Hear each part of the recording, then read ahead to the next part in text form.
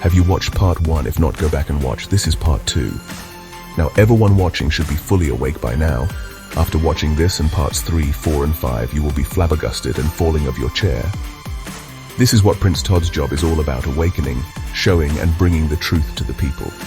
Corporations today are led by CEOs who are bribed to betray their own employees and product consumers, and who repay the bribes by transferring extortionate dividends to mercenary shareholders. Thus, worker shedding, offshoring, and quality control reversal create extra and immoral profits which benefit only the shareholders.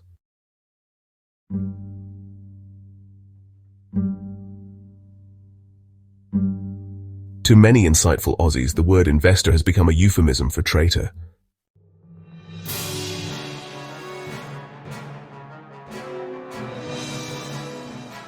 Another significant group of lobbyists are the major land developers, who operate mostly at the state level.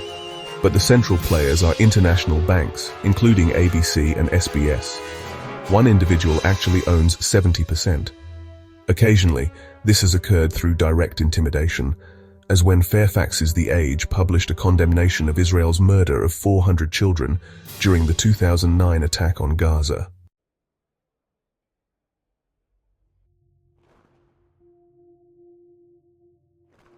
The next day, a retraction appeared.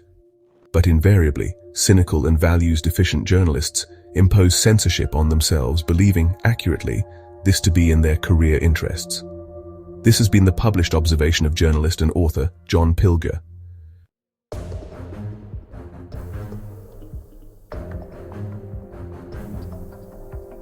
Political analysts of the past, Donald Horne, for example, included the judiciary among the social institutions that protect our freedom.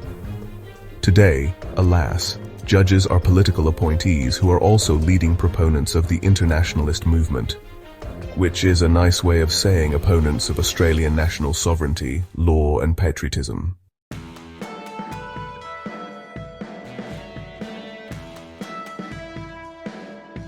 Most Australian and American citizens who have realized the extent of misgovernment and widespread judicial malfeasance have focused on constitutional issues, calling for amendments, new constitutions, declarations of ultra-vires for current legislation, citizen-initiated referenda, CIR, and so on. All of these good and well-meaning people not comprehending one overriding truth, that almost all governments have been corrupted, subverted, or taken over, and all had constitutions to protect citizens from precisely these attacks.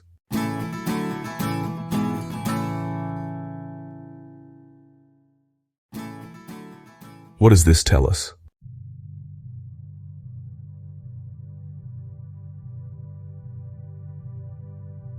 Those who have finally pulled their fingers from their ears hear the message plainly.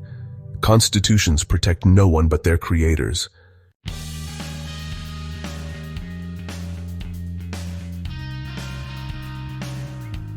The evidence of history is that the lawyers who drafted constitutions were already working for the enemy. Hence, the 27 amendments applied to the American Constitution when they finally woke up to the complete absence of Thomas Paine's clauses. By the time they had muddled their way to the eventual ratification of the Bill of Rights, the first 10 amendments, no American was capable of understanding the philosophical significance of Thomas Paine's underpinning statement, "All authority derives from the people."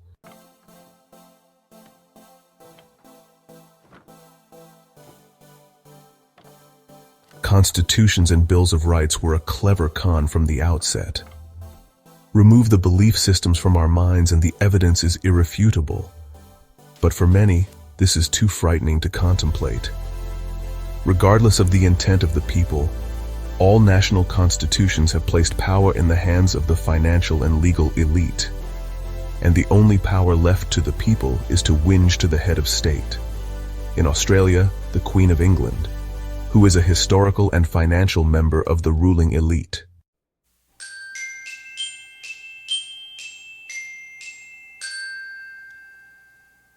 Actually, the Queen to whom politicians so piously refer is a non-existent Sheila dubbed the Queen of Australia.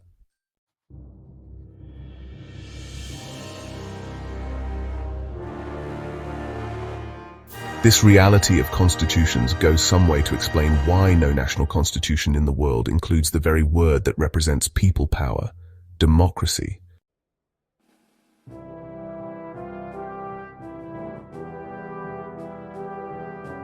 Prior to 1975, Australia was a partial democracy, inasmuch as aspiring politicians were required to door-knock the electorate and seek the views of constituents, which meant that re-election would depend upon the electorate approving a degree of politicians' loyalty to election promises. The media duopoly in Australia smothered this convention, and the electoral mood was fabricated through phony polls.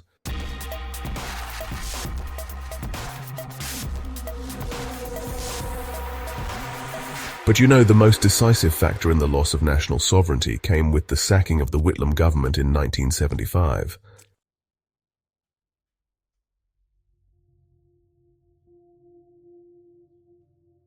One can only speculate, but many Australians wondered, why on earth did Gough Whitlam not fight back? As Pilger and others have revealed, just 5 hours after his sacking, Whitlam had been scheduled to list CIA operatives in Australia to the Australian Parliament. These included, well, Sir Arthur Tange, the permanent head, or Secretary of Canberra's Department of Administrative Affairs, Doug Anthony, head of the National Party, Sir Peter Abels of TNT, and his close mate Bob Hawke, president of the Australian Council of Trade Unions, or ACTU.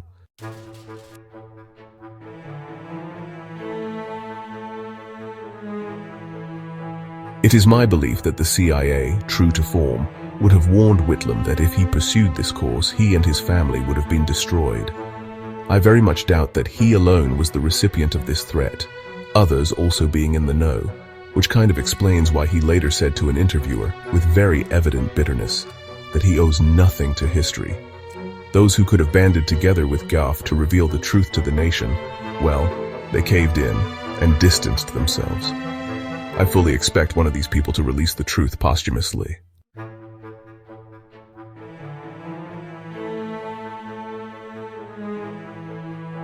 The Australian Labor Party, or ALP, is now the living legacy of this betrayal, and it has become ever more globalized as time progresses, fully supporting the free trade that decimated its membership. Worker members have been replaced by academics and professionals, and the branch membership has fallen from 350,000 in 1975 to approximately 30,000 today. The ALP is now a PR illusion. One Queensland branch reported that it can no longer achieve a legal AGM quorum.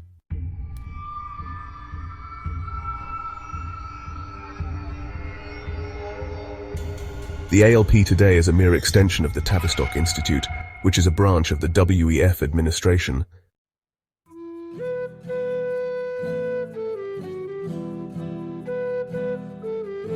It was Gough Whitlam who locked us into the Lima Agreement of 1975, which initially launched Australia into the globalization nightmare.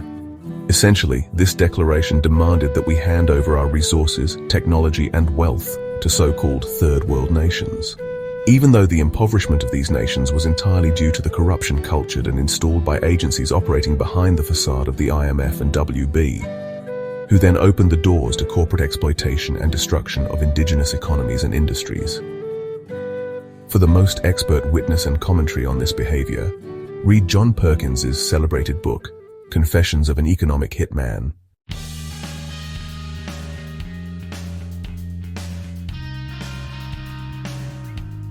There is some debate over whether Whitlam understood the ramifications of the Lima Declaration. ALP stalwarts insist he saw only the helping of third world peoples and was unaware of the wider agenda. Others point to his intellectual origins in the London School of Economics, along with Bob Hawke, the spawning grounds of Fabian socialism. Only Gough knew who the real Kerr was, and he is now safely dead.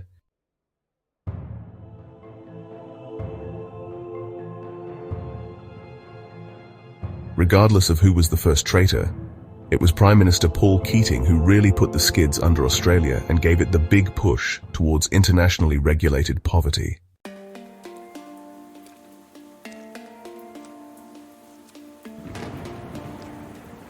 Without doubt, as part of his liberalised media ownership deal with Rupert Murdoch and also Kerry Packer, he established the free trade theocracy that marked his regime.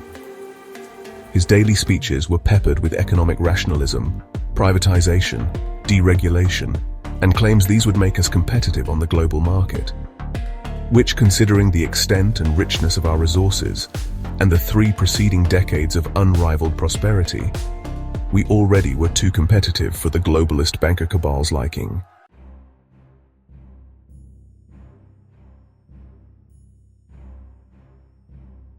Economic rationalism, a euphemism for stealing the prosperity of Australians and handing it over to foreign corporations and banks. What used to be called colonialism was damaging enough, as was privatization.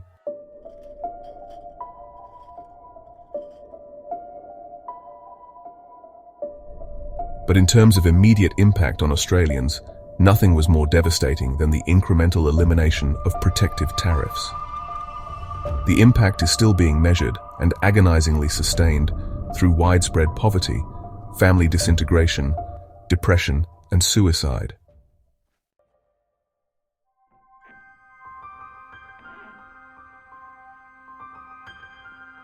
During a little over 2 decades, more than 3/4 of our manufacturing sector was destroyed, and 9/10 of our domestic food producers were forced off the land. The latter were replaced by cotton corporations, wheat and rice for export, and other crops that are exported and are of no benefit to Australians. But these crops use precious water and destroy soil structure and natural fertility. Measured in personal incomes, this represented the loss of 4 million full-time jobs. 1 million agricultural workers and their families, including those employed in support and service industries and enterprises, drifted into cities, providing a devastating impetus to existing urban sprawl. This was given even greater momentum by live export, which forced the closure of 150 abattoirs with a loss of 240,000 jobs, direct and of feeder service industries.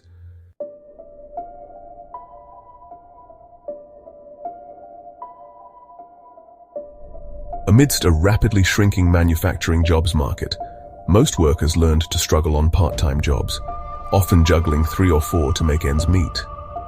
With the demands on time flitting from job to job, family life ground to a halt, exacerbated by an average of 9 hours unpaid overtime per week.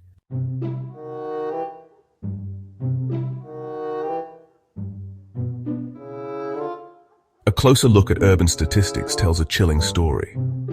Full-time working parents today are jointly earning 10% less than the traditional breadwinning dad of 1969. Yet these are the lucky ones.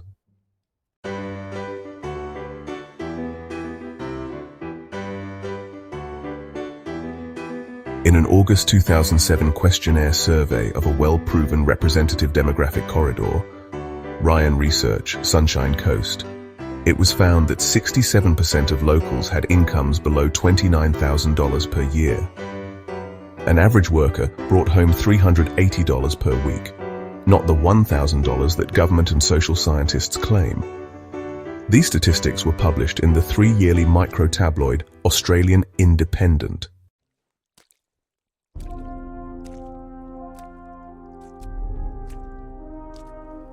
Of all adult Australians, 54% were found to have incomes below $15,000, which under prevailing circumstances means these people are dying in slow motion from malnutrition and lack of genuine medical and dental care.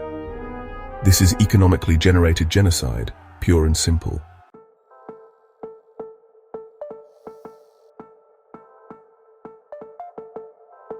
For more than half of all adult Australians, the only dental care they can access is to have a tooth pulled.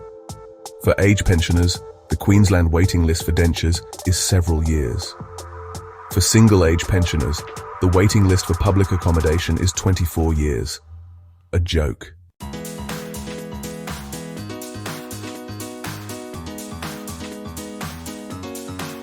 These are ultimately the cascading effects of tariff removal. Less direct are the following.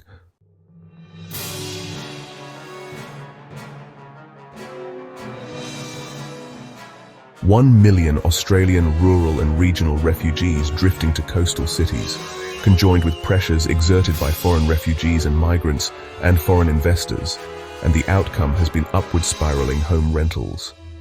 Many families fortunate enough to have jobs are spending half their pooled incomes on accommodation. Many are forced by competition for scarce accommodation to bribe landlords.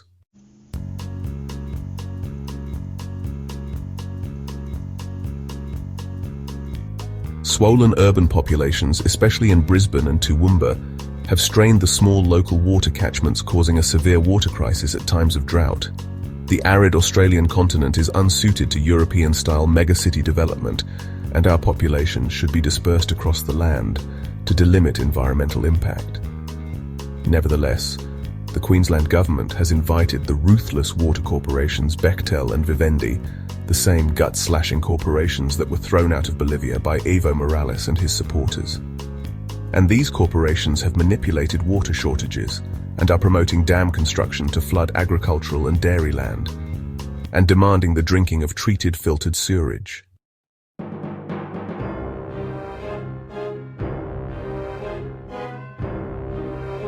Where water supplies are plentiful, the cost of water has risen by 10% or more. But why?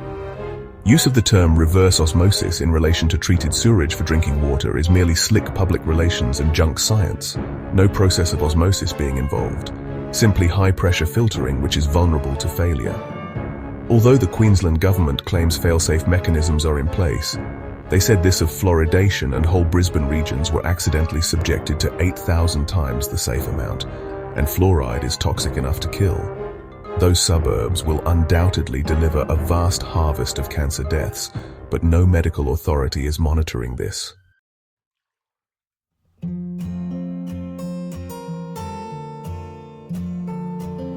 Flowing from the purified sewerage drinking caper is the problem of what to do with the solid waste thus separated.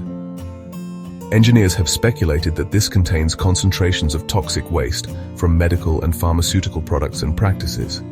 Yet this has been sold to farmers as fertilizer, inserting heavy metals into the human food chain. One engineer claimed some waste had been dumped down a disused mine shaft and had since entered the groundwater supply.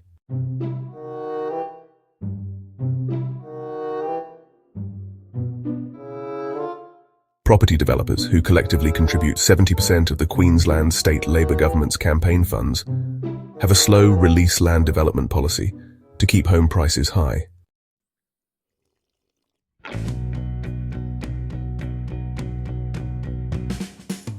Because of tariff removals and subsequent impoverishment of their feeder regions, rural councils are short of funds. Exploiting this opportunity to centralise power, the Queensland government has forced local council amalgamations, which dilute electoral influence and make developers' proposals easier to install. This is in spite of a statewide plebiscite in which 77% opposed amalgamations. As then Premier Bligh was reported, "I don't care what the people want."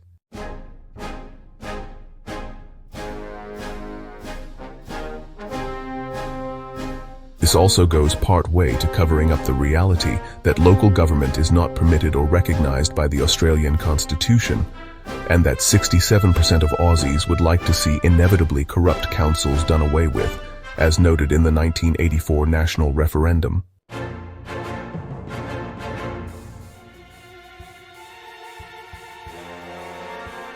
Because tariff removal eliminated most manufactured goods and much of our fish, fruit and vegetable output, many of which are now imported, the value of Australian imports is around 30% higher than that of exports. Add to this the value of loan repayments and interest flowing from Rudd's foolish post-GFC stimulus package.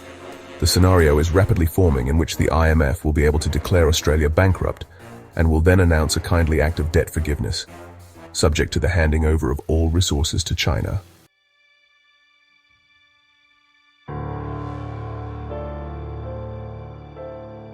Once again, it is the Rothschild-Rockefeller bankers, backed by super lobbyists Frank Lowry and Rupert Murdoch, who stifle public debate on the critical issue of tariff restoration.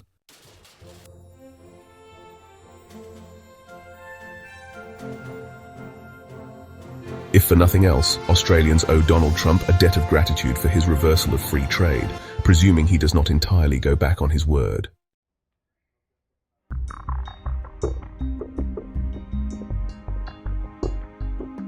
More recently, payments made by Scott Morrison to out-of-work Australians during the COVID scare were made by printing money not backed by substance.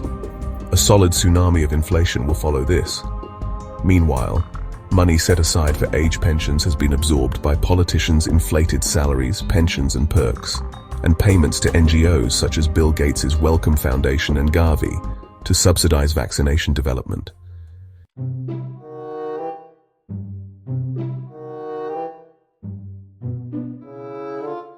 Politicians are not worried by the loss of age pension funds because they calculate that the mRNA injections will kill off most old people within 4 years.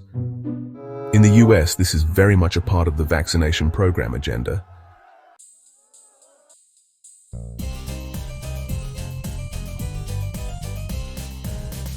From late 1975, there commenced a massive and sustained campaign to depopularize trade unions and to vilify strong union leaders.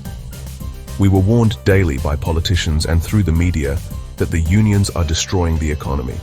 Yet the millions of dollars that were sucked out of the Australian economy were held by the David Rockefeller-led Banker Alliance and strongly supported in its campaign of union bashing by media magnate Rupert Murdoch, who by then was closely associated with Rockefeller and the Rothschilds, significantly all of them politically active Zionists.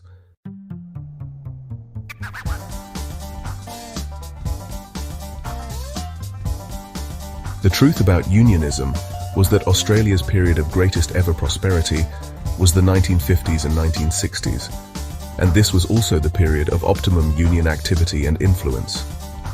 Although natural resources launched post-war wealth, the trade unions alone were responsible for Australia's famous era of egalitarian prosperity, and they most certainly did not hamper the production of wealth, as the records unambiguously show.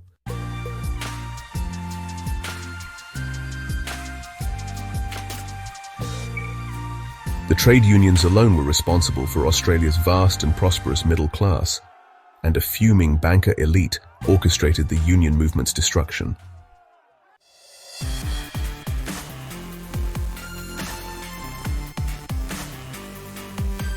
The ultimate union traitor was the Australian Council of Trade Unions President Bob Hawke, who arranged disastrous union amalgamations. These moves weakened the position of workers and, delivered union leadership into the hands of ambitious university graduates and opportunists, once known as carpetbaggers.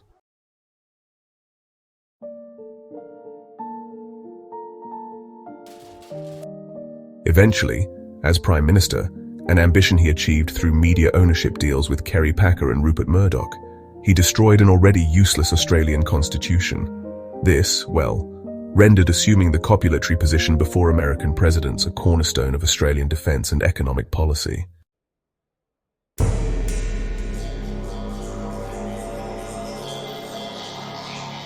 If journalist or authors such as John Pilger are to be believed, and there is ample reason to do so, Hawke was a CIA and MI6 approved stooge. It was also Hawke who introduced percentage wage increases, replacing set amounts, which meant that highly paid workers received much higher pay increases than the poor shop assistants and cleaners.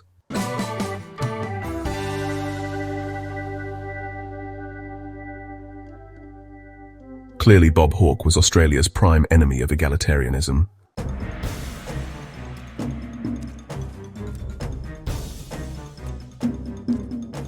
No doubt, Kerry Packer and Rupert Murdoch smirked, while Paul Keating cheerfully betrayed his old pal and mentor Bob Hawke with the same media ownership deal. Keating betrayed his country in a far more spectacular fashion.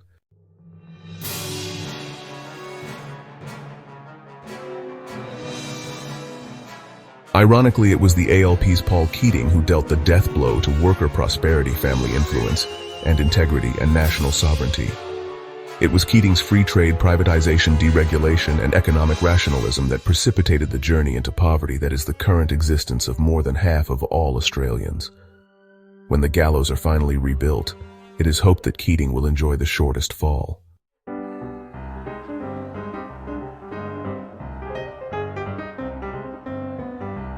In another event of hilarious political irony, John Howard, never known for originality, made a follow-up media ownership deal with Murdoch, upon which both his predecessors slithered to power, evoking on-camera rage from Paul Keating.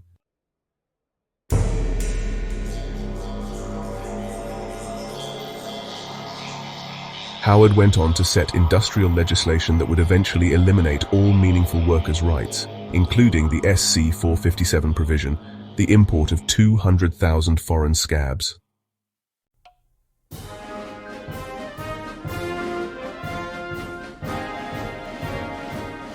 Australia's worst-kept secret is that Kevin Rudd assured Rupert Murdoch and America's Dick Cheney that his grasp of Mandarin and experience as a diplomat in China qualified him to deliver Australia to China as its newest colony. The first conquest being New Zealand, and its handover being the World Economic Forum's Helen Clark's only claim to fame. Such treasonous ambitions were unlikely to inspire his concern for Aussie workers and families, and in real terms, living conditions worsened considerably under the Rudd regime.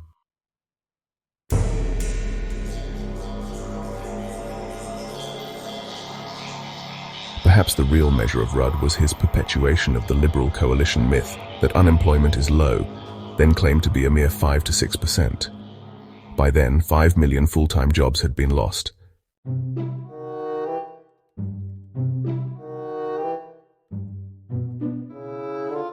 Independent but conservative surveys in 2007 showed unemployment to be at least 19%, although as long ago as 1999, the Newsweek Bulletin's Max Walsh measured 23%.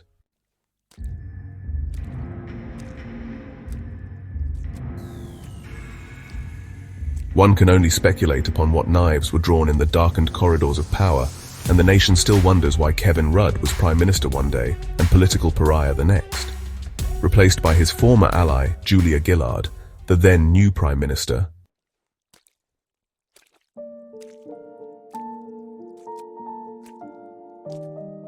The most likely scenario was that Rudd unwisely slapped Israel's wrist for its criminal execution of 9 passengers on the Turkish-sponsored aid flotilla to Palestine. As well they might in the face of a measured 84% disapproval of Israel by the Australian electorate survey of August 2010.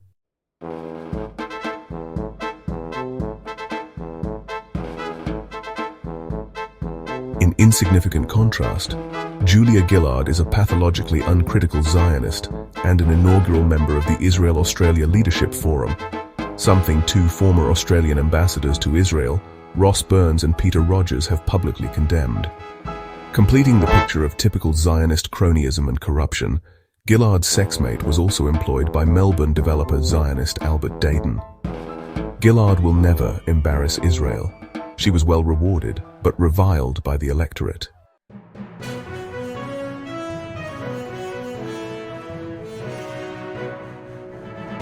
Although she claimed she was a victim of male hatred, it was a measurable fact that her most implacable enemies were women. Her supporters were predominantly men, but women saw right through her lies, deceits, and disloyalty. During my surveys, many women volunteered that they turned the TV off the moment they heard her voice.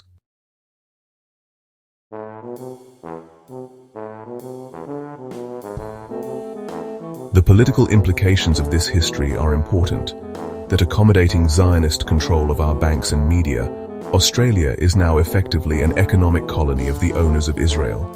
And as 1/3 of China's banks, or their subsidy funds, are also Zionist-owned, this sharing of colonization should not provoke conflict, especially as China now owns a leading French bank, once a shimmering Rothschild possession. Clearly, globalization is no friend of nationalism, even French. Stay tuned for part 3. The hidden truth of politicians' agenda in Australia. Compliments of Prince Todd. Now people should be fully awake. Respond with likes and subscriptions for big changes. Godspeed.